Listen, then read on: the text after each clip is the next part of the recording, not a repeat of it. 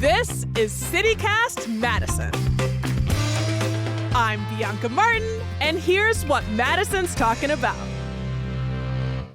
Today, it's Thursday, so of course it's time to dish on Madison's food and beverage scene. Madison is indeed a spirited city. We love our food, drinks, and festivals. And this weekend is the 18th annual Distill America Festival at Breeze Stevens Field. I'm so excited to talk about this, and I've heard about it for years. With me today to talk about the festival and Madison's role in the distillery field is Distill America founder Fred Swanson. Fred, welcome to CityCast Madison. Hey, thanks. Thanks for having me. I appreciate it greatly. Yeah, and Distill America is celebrating 18 years. Congratulations. Yeah, 18 years of hopefully making a difference and making consumers better consumers, more informed consumers, better shoppers. I mean, that was our whole goal, was to put on enough things in front of Madison and the Midwest such that when they went to stores, when they went to taverns, when they went to bars, when they went to dinner, they were much more knowledgeable and they were able to then make a better experience within those environments. I think that's so smart and so needed, frankly. At least speaking for myself, there is so much to know about the different brands and what goes with what. So actually having this space that I hear is it's big and a lot of the heavy hitters show up. There's a lot to offer. It's just such a wonderful idea. Thanks. It's a great idea. It came out of great consternation with a very large whiskey festival in Chicago that I got priced out of. And I thought that was the wrong message to be sending to consumers within that industry. The only people that need to be in any room for any spirits festival, first and foremost, and I'm talking about behind the tables, first and foremost, it's producers that actually produce those products. Secondly, it is bar owners, bar buyers, and people that work in restaurants and bars, as well as people that run liquor store aisles. Those are the people that we all rely on for knowledge. And if those people can't afford to go, the starting price to go to an event, a premier event in Chicago, when the starting price is $750 and it goes north, the right people aren't in that room. Because at $60 in Distill America lore, $60 and $70 allow the right people to be in that room. It allows us to showcase to people that have to talk to consumers about product. Bottom line, though, is I came back, talked to some folks that were within the industry. I was a high school teacher. So, I thought, what? I've put on other events and other festivals in Madison. I need to pick the right people. And I asked folks at Star Liquor and I asked a couple distributors if they would help me. And that's our genesis story. The first event was in 2009, but as I understand it, conversations about Distill America stretch back to 2007. So time travel with me for a minute. Take me back to the moment Distill America went from wouldn't it be cool if to an actual event on a calendar. Who was in the room? What were the conversations that made it real? And why was it so important to start?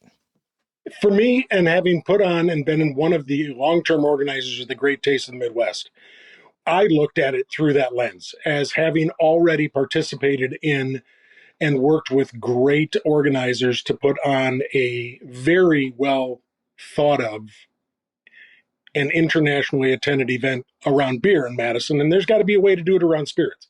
So I talked to my friend Jerry and Adam at Star Liquor, both of which who have moved on to different areas. Jerry is no longer with us. And then some distributor friends and then some personal friends.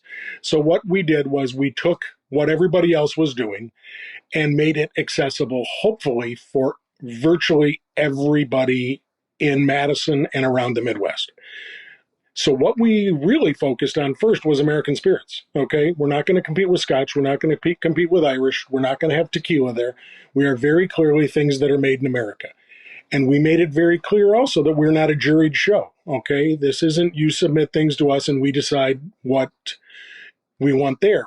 We're going to let the consumers decide. And I am going to have no opinion about any product that shows up, much like we have no opinion at the Great Taste of the Midwest about the beers. You come, you're enthusiastic, you tick all the boxes at that point. Nice. So with that, it became focused about what we could do. It became focused around what we could grow it into. And then it became something very, very different. And that was a little confusing, I think, for Madison to start. People saw it as a whiskey festival. It was in the beginning held indoors. It was in ballrooms, which is where all the whiskey festivals are. Okay. And those became very stodgy, staid kind of environments. Okay. And not overly comfortable for virtually everybody. They felt very male. They felt very elitist in some ways. And our focus was to do something completely different and always try to pivot and evolve to make the following year better than the previous year. So that's kind of how we ended up outside. And, it's a place where people are comfortable coming by themselves. They're coming as pairs. They're coming in groups of four. They're coming in four couples. Okay. And we see a microcosm of Madison on Bree Stevens Field when we host. It sounds fun and accessible. And I just love the fact that you had that sensitivity to going to the different, and maybe it was like the way you're describing it, it just was slapped you in the face that, hey, these ballrooms, these whiskey festivals aren't super inclusive. Like, you don't see America and you're talking about American spirits, and that you really want that. So that means a lot to hear. It kind of sounds like you saved it. And to continue the pun, you breathed life, like spirit, into this space. Totally. I mean, our big thing is, there are so many of us that don't just drink brown spirits, that don't just drink beer, drink wine, drink canned cocktails, drink seltzers. We already had a beer festival that also had a little bit of mead and a little bit of cider. So that's already, those boxes are ticked in Madison. 10,000 people can do that in August, and we'll provide a gorgeous park highlighting downtown Madison to do that in. And then we wanted to really highlight all the things without judgment that spirits could do. Spirits can be in canned cocktails. Spirits can be in regular stirred or shaken cocktails. They can be clear. They can be yellow. They can be brown. They can be all shades of colors. And we have a very serious charge to try to explain to consumers that it's not a whiskey festival, that it's not just you're going to drink whiskey neat and it's always going to be warm and you're never going to have an ice cube to put in it, et cetera, et cetera. So we encourage all our vendors to be able to have cocktails there to pour for people. We have tons of NA products. That's what I'm really excited about this year. We've got more NA cocktail products and NA spirits than ever before for people to pump the brakes a little bit. But to be able to see, for anybody to walk in, hopefully they see themselves in that room. Okay, they see other people enjoying the same things that they're enjoying. And we want that to be what is also reflective of our community in Madison as well. Yeah, I mean, you've done just a tremendous job at setting the scene for the different things that folks will see at the event. Can you share a bit more about, like, how many distillers are there? Paint us an even more detailed picture. Absolutely. Absolutely. So what we do is we start in the beginning of the year, sometimes in December, usually in January, selling tickets. And there are four levels of tickets. That starts at a designated driver ticket, and I will explain why that at $30 is very valuable. Then we have a distiller's session ticket. We have a VIP ticket, and then we have a general admission ticket. The distiller session starts an hour before we open up the outside. It is in the Forward Club at Bree Stevens, and it has nothing to do with American spirits. It is a world whiskey session, seated, air-conditioned, private bathrooms, where you get a chance to meet with, this year it's the Crown Royal distiller slash brand ambassador, and he is going to talk all things Crown Royal. And then he is bringing samples for every single person from all the distilleries that make the elements that go into what Crown Royal is. And then it will be a personal blending session of Crown Royal. Make your own version of Crown Royal, which is really, really fun. Every time somebody gets a hands-on ability to kind of play in the world of blenders and distillers, it's a fun hour. A thorough experience. Yeah, so that's basically from 2 to 3. From 3 to 6 is it's 1 to 2 for the distiller session. 2 to 3 is the regular session for VIPs, and then 3 to 6 is the GA session. We have 80 vendors, 80 distillers, 80 producers, because they're not all distillers bringing distilled products.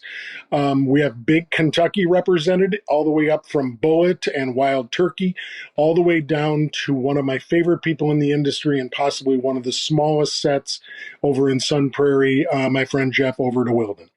So all those folks have the exact same amount of space, unless you tell me you're going to bring on the back of a semi a huge presentation like 5 or 6 big Kentucky distillers do, and they anchor one end of the soccer field. Does it get goofy?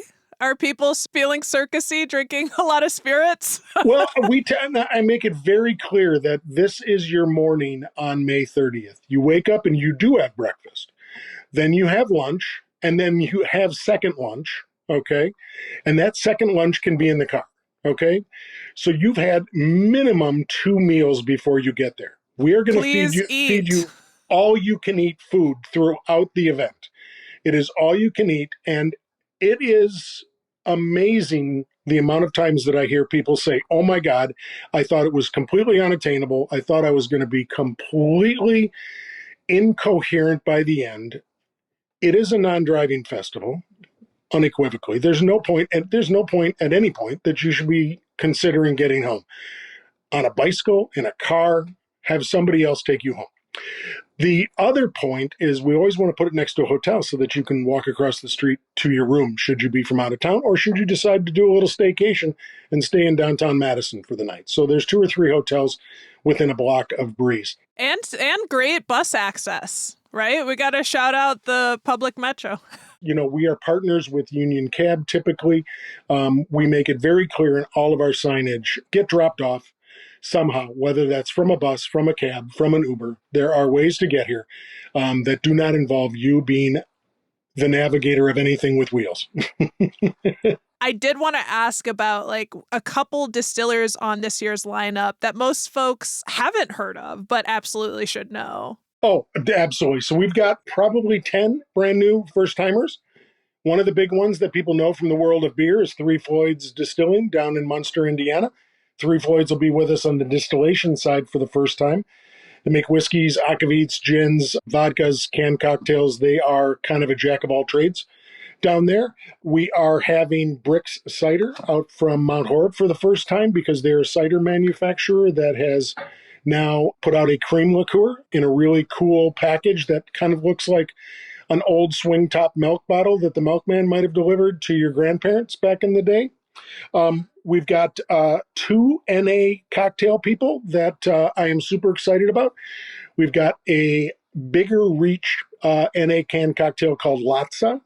And then we've got a small Madison-based Mock & Company, and those two, that's a husband-wife team, and they are phenomenal. They make canned old fashions and canned mules, all NA, and they are absolutely stellar. So, as is Latza. So, those are the people right now that, if you're looking at that list, but I can also tell you we're having a standalone amaretto distiller out of Milwaukee coming over, Oak City. Windows Distilling is coming, 10th Whiskey. Round River, which is doing blending as they're waiting for their stocks to age. They're doing blending of 2 other different Wisconsin Distillers products. Bainbridge Organic Distillers and English Prairie is bringing some things because they're in Muscadet, home of the Mushroom Festival. So they're bringing a couple things made with some crazy infusions of mushrooms.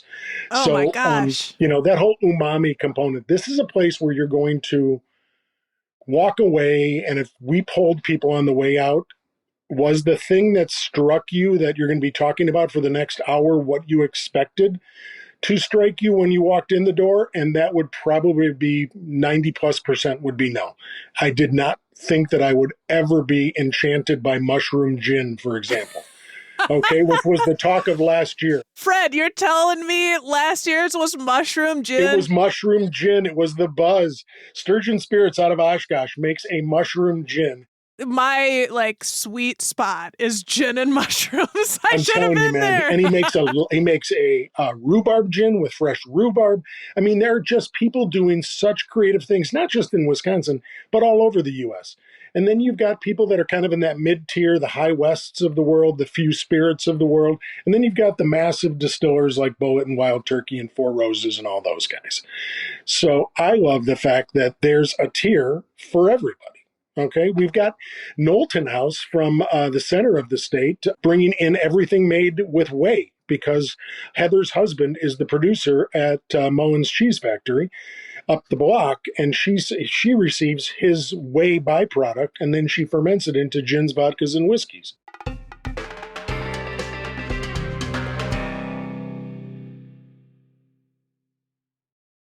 You said you're really excited about a couple of the NA offerings that are happening. I think just to, put my own 2 cents in and what I feel like I've heard from people who are a part of the NA movement or wanting more spaces that are spirit free is a feeling like, oh, I want to socialize, but I also don't, it's hard to hang if people are like really drunk, But it's also that people are getting really drunk are having a good time, but it brings up for a lot of people, right, like different traumas. However, a lot of us, if you drink responsibly, it can be a beautiful thing. And it can be, and I think that that is the challenging nexus that we're at, right? Oh, absolutely. I mean, nobody needs to hear what a 62-year-old man thinks about the spirits industry. 62-year-old men like myself just need to sit, stop talking, and listen to this group of new drinkers and learn from them and listen intently about what they're looking for.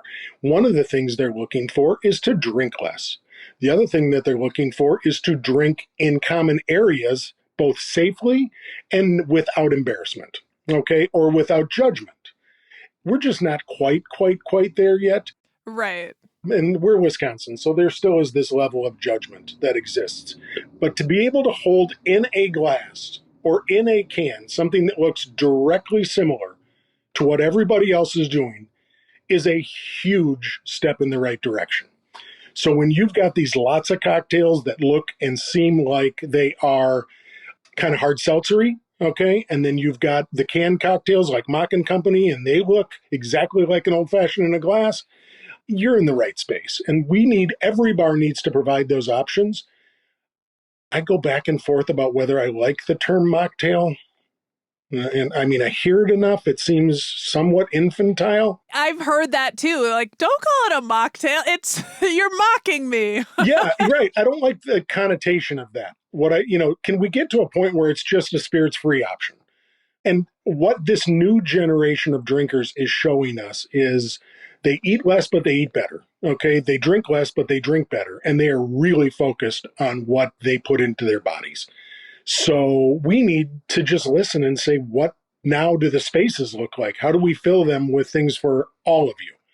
So, and it can't just be something as simple as an Instagrammable wall that you take a picture in front of, and that's 15 seconds of your going out time.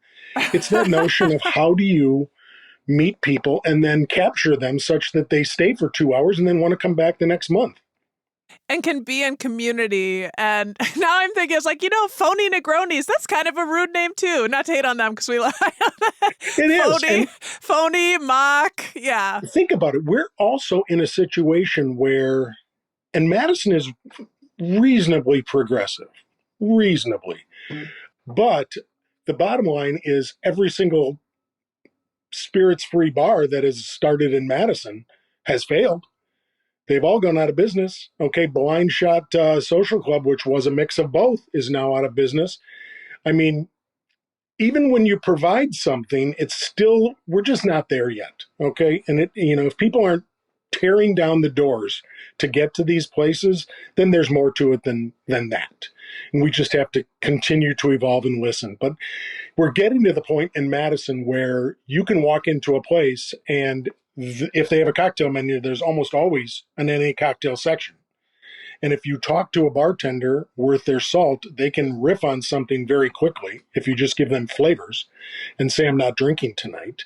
So yeah, I think we're there. And if we can continue to do this at Distill America and at the Great Taste and have all these NA options, because it's where so many people are going. I love that you're like, I want to listen. Like, we should be listening to how do we include everyone? I really do think that that is the right spirit. And it makes me think of, obviously, Wisconsinites, Madisonians included, have a lot of pride. And it makes me think of the Parks and Rec episode with Leslie Knope is out on a date with someone who went to UW-Madison. And he's like a Badger. And it's the actor Will Arnett. And he's like, no, Badgers. Like, no, like anything she says, like, no, it's like, no, we know what it is. It is like this. But it's interesting and great to hear that the industry is really open and also dynamic, and you really gotta be, right. And I want to talk about the fact that American craft distilling, I feel like it's in a tough moment right now. Costs are up, tariffs still loom large, and a lot of smaller producers are struggling. It feels like a moment that is really good to get out and support local distillers specifically, and I'm curious, did that tension come up at all when finding distillers for this event? No, I mean, there's a couple things that I think kind of insulate us a little bit. Nobody takes a salary. It's all volunteers, the four of us that put this on. And it's a fundraiser for the Wisconsin Distillers Guild. So that's that part of it. I just think too, when you look at where everything is going in the industry, I'd be more scared if I were in wine. Wine is really down. Beer and craft beer are down closer to 10%. If you look at rough numbers, recent numbers, spirits are down about 5%. So we're not taking the hit like other entities are. And it's just this notion that it's not like craft beer is going away. It's not like craft distilling is going away. It's not like local things are going away. It's just that the industry is in this valley currently. And we'll come out of that valley at some point. And who knows what that looks like? Again, it's just kind of sit, wait, listen, make adjustments, try to do things for everybody. Yeah, y'all are serving a lot of constituencies, the people that are coming, but also the distillers and the makers are learning a lot. Like, there's a lot to be had. What does Wisconsin or our area understand about American distilling that maybe the coast don't? I am so glad, and I think I speak for most of us, if not all of us, in the world of craft, that we are no longer seeing people buy our spirits because it's local, and they're buying because it's good. Then local is the icing on the cake. So we are now seeing local being not the deciding factor for purchase. We are starting to see people going, oh, you guys have really stepped up your game. You've really cleaned things up. There's so many good things around. We are producing world-class whiskeys, world-class gins, world-class vodkas, and world-class brandies, both fruit-flavored and not, that are taking the rest of the country and putting us on notice, in Wisconsin in particular. Whiskey, I would say that those are the ones that a lot of people hang their hat on. But we've got a lot of gins that go to a lot of different states and a lot of different countries coming out of this state. We've got one of the biggest brandies right now anywhere being made out in Cambridge, Wisconsin at the Dancing Goat. So we've got things that the rest of the world is paying attention to. I appreciated your point about people supporting local, and they might, it's not that good, but it's local, so I should support it.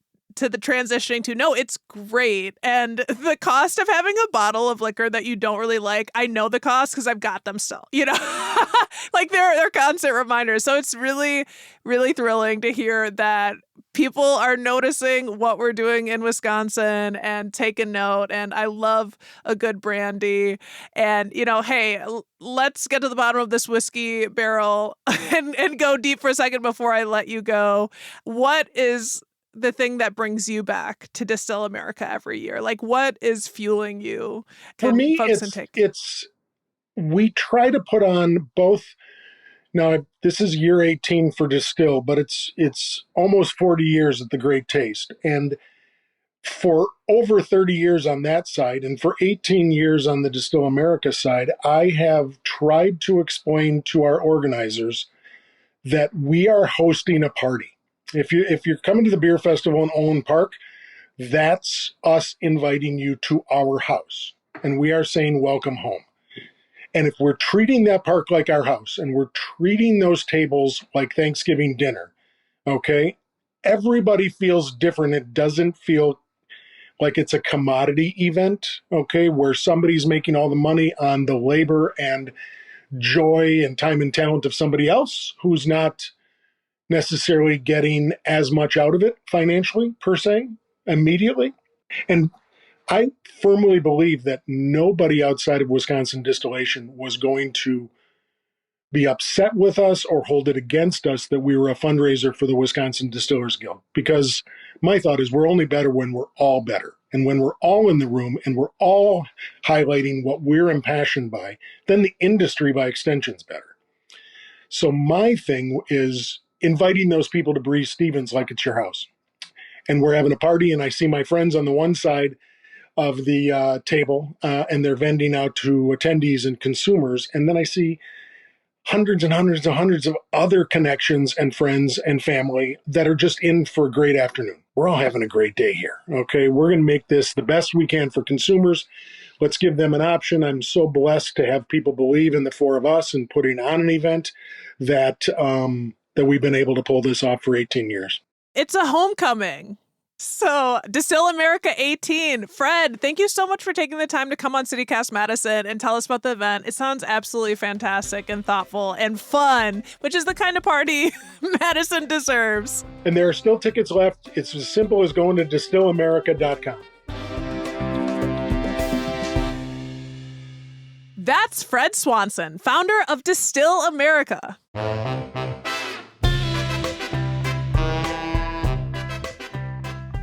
That's all for today here on CityCast Madison. I'm your host, Bianca Martin. Don't forget, you can support the show and get great perks by becoming a CityCast Madison neighbor at membership.citycast.fm/Madison. And if you enjoyed today's show, why not share this episode with someone who's got spirit or likes to get spirited? Help us grow, spread the word about CityCast Madison and these great conversations that we have. It really makes a difference. All right, we'll be back tomorrow morning with more stories from around the city. Until then, take good care and thanks for listening.